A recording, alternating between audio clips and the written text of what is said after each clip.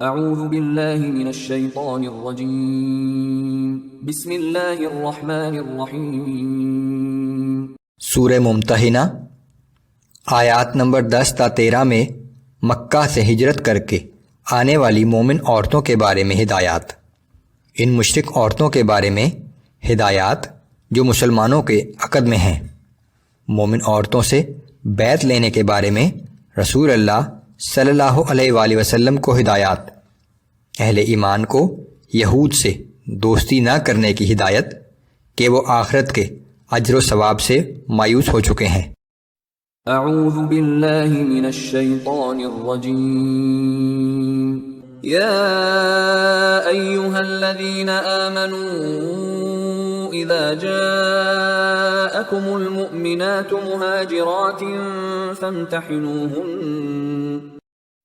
اے ایمان والو، جب مسلمان عورتیں ہجرت کر کے تمہارے پاس آیا کریں تو تم ان کے ایمان کے بارے میں تحقیق کر لیا کرو۔ اللہ اعلم بإیمانہن فإن علمتموہن مؤمنات فلا ترجعوہن إلی الكفار لا ہن حل لهم ولا هم يحلون لهم۔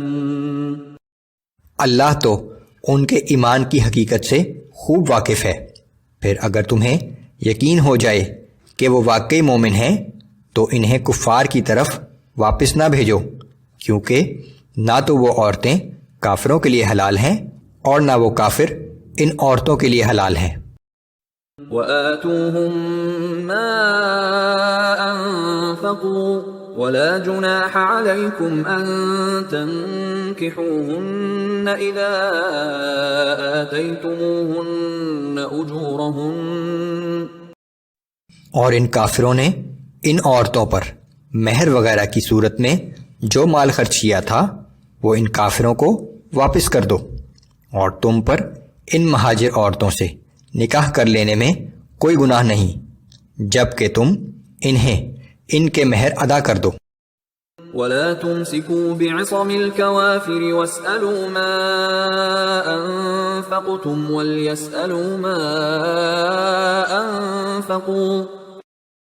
اور تم بھی کافرہ عورتوں کو اپنے نکاح میں نہ روکے رکھو، البتہ جو مال تم نے مہر وغیرہ کی صورت میں ان پر خرچ کیا ہے وہ ان کافروں سے واپس لے لو، اور اسی طرح جو مال کافروں نے ان ہجرت کرنے والی عورتوں پر خرچ کیا ہے وہ تم سے واپس لے لیں۔ ذَلِكُمْ حُکْمُ اللَّهِ يَحْكُمُ بَيْنَكُمْ وَاللَّهُ عَلِيمٌ حَکِيمٌ۔ یہ اللہ کا حکم ہے، اس نے تمہارے درمیان فیصلہ کر دیا ہے، اور اللہ سب کچھ جاننے والا اور بہت حکمت والا ہے۔ صلح حدیبیہ کے موقع پر جو معاہدہ کیا گیا تھا اس کی ایک شرط یہ بھی تھی کہ اگر کوئی شخص اسلام قبول کرنے کے بعد مکہ سے بھاگ کر مدینہ پہنچ جائے تو اس مسلمان کو واپس کرنا ہوگا۔ اس معاہدے میں خاص طور پر عورتوں کا ذکر نہیں تھا، سو اللہ نے ان آیات کے ذریعے عورتوں کو اس شرط سے مستثنی قرار دے کر ان کے بارے میں تفصیل بیان کر دی۔ وَإِن فَاتَكُمْ شَيْءٌ مِّنْ أَزْوَاجِكُمْ إِلَى الْكُفَّارِ فَعَاقَبْتُمْ فَآتُوا الَّذِينَ ذَهَبَتْ أَزْوَاجُهُمْ مِثْلَ مَا أَنفَقُوا۔ اور اگر تمہاری بیویوں میں سے کوئی بیوی تمہیں چھوڑ کر کافروں میں چلی جائے اور وہ لوگ اس کا مہر تمہیں واپس نہ کریں تو ایسی صورت میں جب کافروں کو مہر دینے کی تمہاری نوبت آئے تو یہ مہر کی رقم ان کافروں کو دینے کی بجائے ان مسلمانوں میں ان کی خرچ کی ہوئی رقم کے برابر تقسیم کر دو جنہیں ان کا مہر واپس نہیں کیا گیا، یا مال غنیمت ہاتھ آئے تو اس میں سے ادا کر دو۔ وَاتَّقُوا اللَّهَ الَّذِي أَنتُم بِهِ مُؤْمِنُونَ۔ اور اس اللہ سے ڈرتے رہو جس پر تم ایمان رکھتے ہو۔ یا ایھا النبي إذا جاءك المؤمنات يبايعنك على ألا يشركن بالله شيئا ولا يسرقن ولا يزنين ولا يقتلن أولادهن ولا يأتين ببهتان يفترينه بين أيديهن وأرجلهن ولا يعصينك في معروف فبايعهن واستغفر لهن الله ان اللہ غفور رحیم۔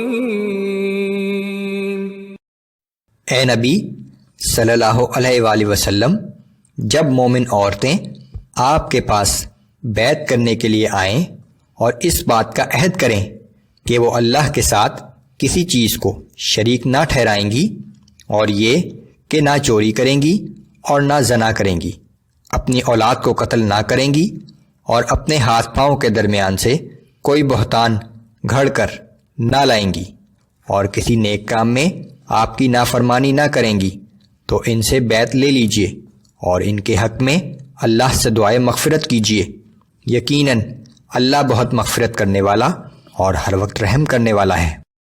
يا أيها الذين آمنوا لا تتولوا قوما غضب الله عليهم قد يئسوا من الآخرة كما يئس الكفار من أصحاب القبور۔